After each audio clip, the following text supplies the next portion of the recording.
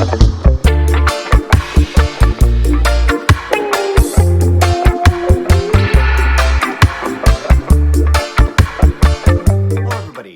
back to the channel. Thanks for joining me in the record room today for another installment of Fat City Spinout, recent finds, listens from the shelves. Before I get into the records though, I wanted to take a moment and talk about the record stores that we go out and frequent in our search for the next find, the next listen, and how much of a part of the experience that is, going to the stores, soaking up the sounds, playing there, talking to people, the people that work there, often very knowledgeable, and how much a part of the atmosphere, the experience, all of that is.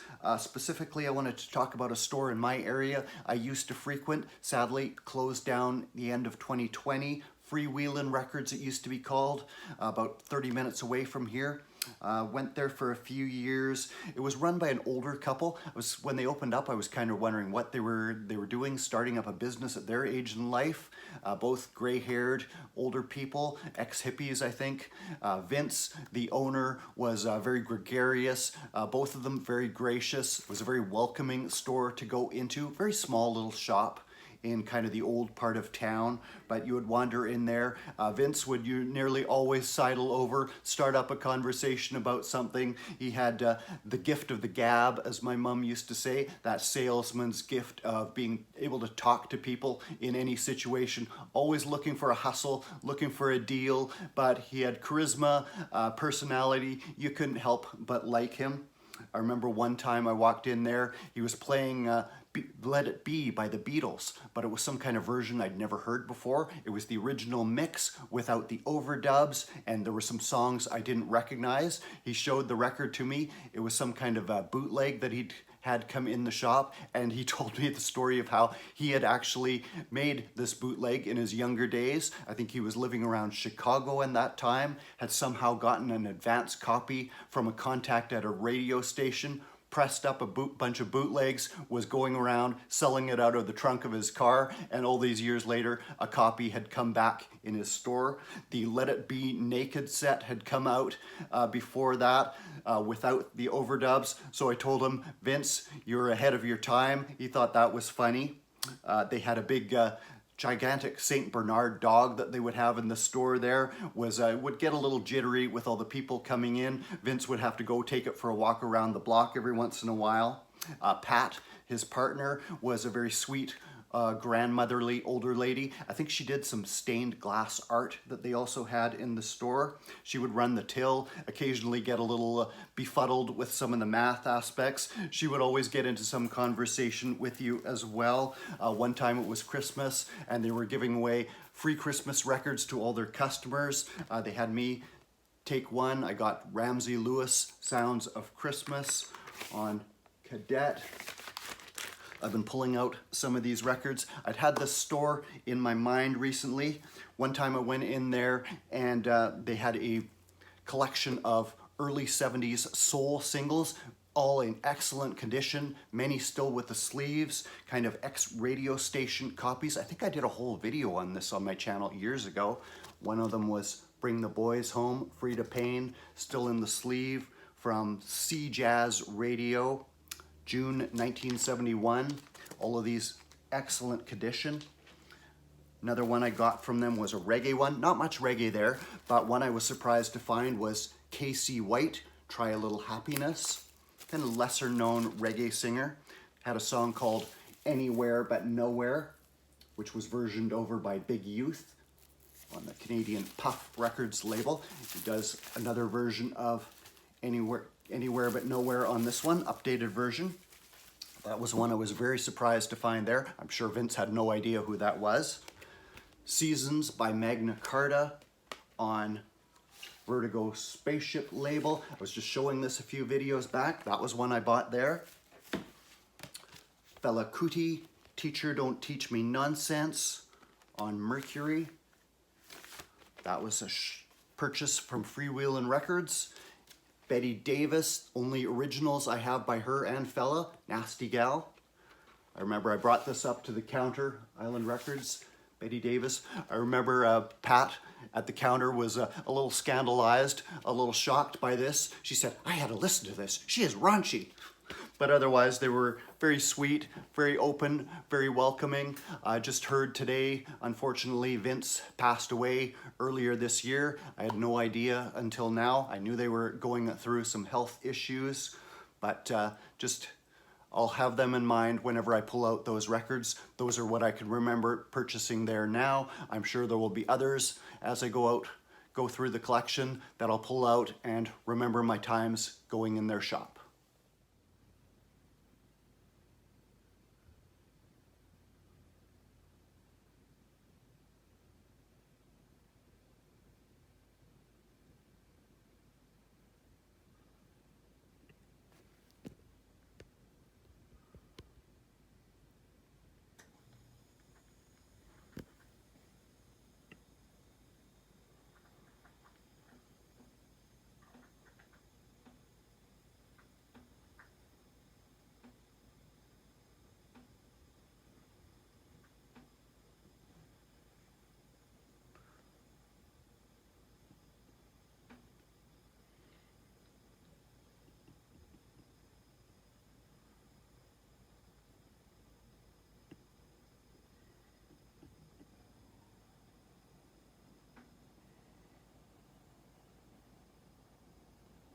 Another recently received reissue from the Real Gone music label, 1973's Astral Traveling by jazz pianist Lonnie Liston Smith and his newly formed group, the Cosmic Echoes, originally released on the Flying Dutchman label, standard black 2022 pressing from Real Gone Music.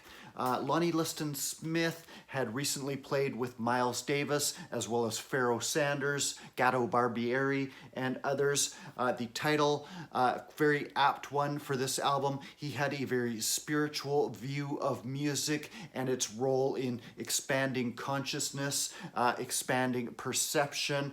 Listening to this album is much like a journey outside your body, through the cosmos, on a journey of enlightenment.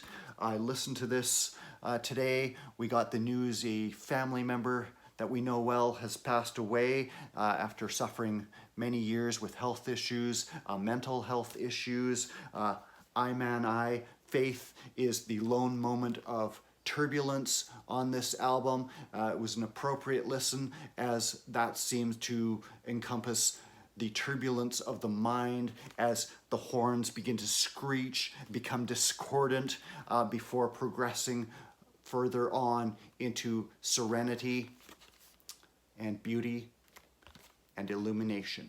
Lonnie Liston Smith and the Cosmic Echoes, Astral Traveling.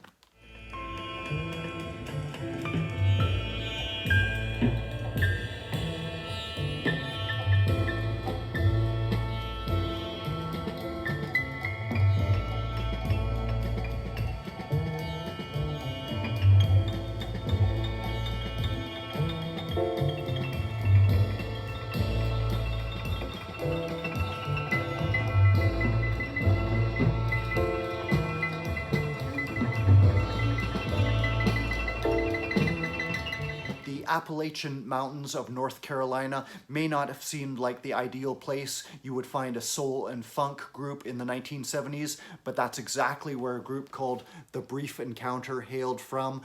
They made a name for themselves playing around their remote local area. They played, sang, wrote their own material. The album was released in 1977 originally on the small 77 Records label. Very rare, goes for thousands of dollars. Of course, as these things go, was discovered by crate diggers much later on and has been reissued a number of times. Jazzman Records has put out an edition of it, as well as Athens of the North. This version here is from Real Gone Music on Smoky Mountain clear vinyl. Elements of the smooth sort of jazz funk and group harmonies of Earth, Wind and Fire or Kool and the Gang with a dash of P-Funk in here. A few of the kind of slow dance romantic ballads that you would find the Spinners or the Stylistics doing at the same time. You find all of those elements on this LP as well. The Brief Encounter more than holding their own against those groups. Unfortunately, coming from a small regional area, they didn't get the same breaks. Apparently there was a toss-up at Capitol Records whether to sign the Brief Encounter or Frankie Beverly and Maze. They went with Maze. 1977, this LP came out. Just feel good, funk and soul. Their live performances must have been quite something to experience. The Brief Encounter. They would record one further LP in the early 1980s, bringing in some elements of disco before calling it a day, but the album has since gone on to acquire a reputation among those in the know. The Brief Encounter.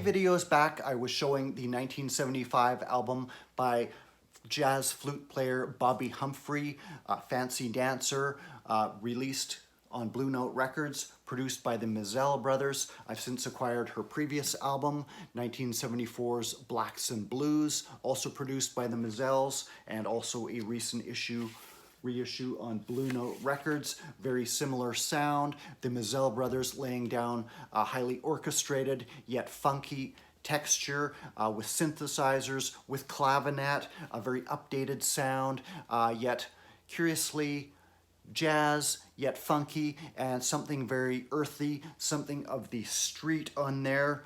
Songs like Chicago Dam with just that phrase repeated at the end, Harlem River Drive, something of a ear to the street, man in the street sound to these recordings. And one difference on this one is Bobbi Humphrey does some singing. Kind of a high, kind of girlish voice, works well with the music, breezy, funky, but something here that speaks of everyday people, their lives, going about their daily business. Great stuff from jazz flute player Bobbi Humphrey.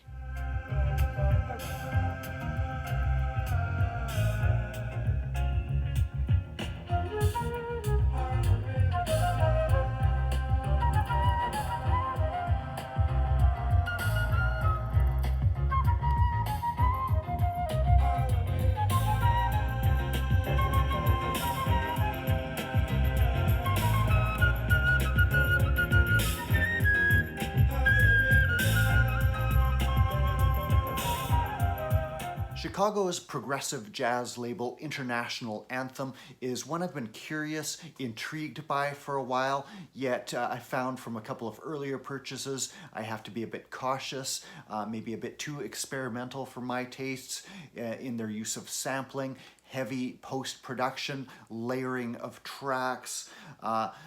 Sometimes I wonder if it can even be called jazz anymore. One I did pick up recently that I did enjoy unreservedly was Damon Locke's Black Monument Ensemble Now. One of their recent albums. Happened to walk into one of my local record stores, found this in the discount bins. It's their second album. They are an outfit out of Chicago, a collective of musicians, vocalists, kind of eschewing the traditional jazz instruments like saxophone and trumpet in favor of the lesser featured clarinet, cornets, African percussion, strongly featured on several tracks, and lots of use of samples. Whereas before in hip-hop records, you might have had them lifting a sample from a jazz record. Now the sampler itself is wielded like an instrument. The samples becoming almost like a solo as they incorporate vintage bits of dialogue, hip-hop, Public Enemy, Bomb Squad era style beats on a couple of tracks here, like a barrage of noise. Very politically conscious, came about at the time when the Black Lives Matter movement was becoming very prominent in the national and world dialogue. Highly politically charged, poetic lyrics, sampled bits of dialogue, of musicianship. Damon Locke's Black Monument Ensemble, also kind of a live feeling with bits of studio dialogue left in, like you're overhearing a live performance, like they're in the room with you, and then sampled additions through post-production.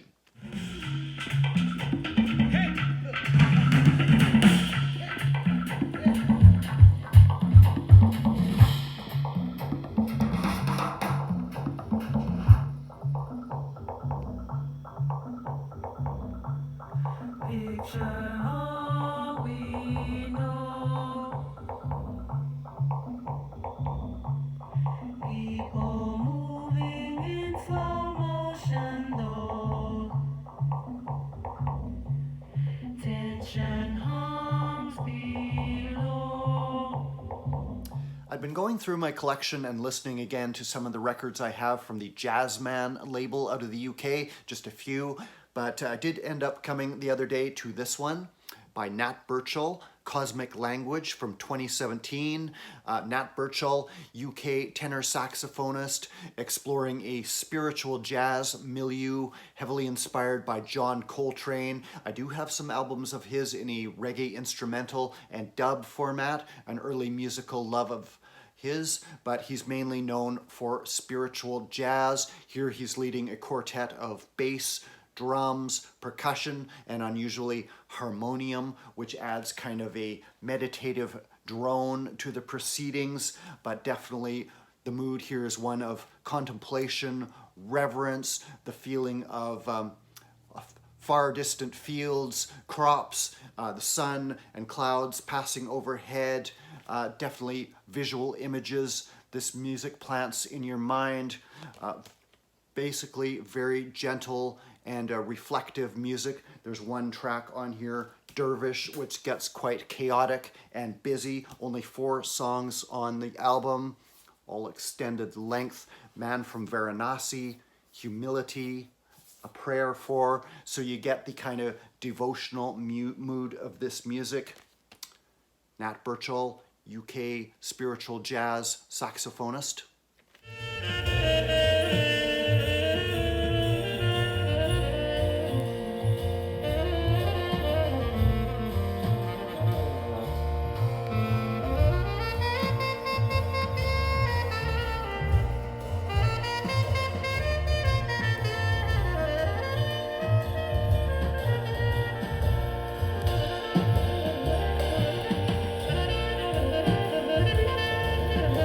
That's going to do it for today, guys. Thanks for joining me. I'm curious if people are more interested in seeing these kind of mixed records, listens and finds type videos, or if you'd rather see more dedicated topics, maybe single artist spotlights and that kind of thing. I may have a series coming up on reggae DJs. I'd actually started it quite a while back, then kind of put it on hold, got busy doing other things like my Lee Perry tribute series from last year. I'm thinking of getting going with that again, so you may see the beginning of that starting up. A couple of those earlier videos are from quite a while back, so I've kind of changed my presentation style since then, but I'm thinking of picking it up where I left off.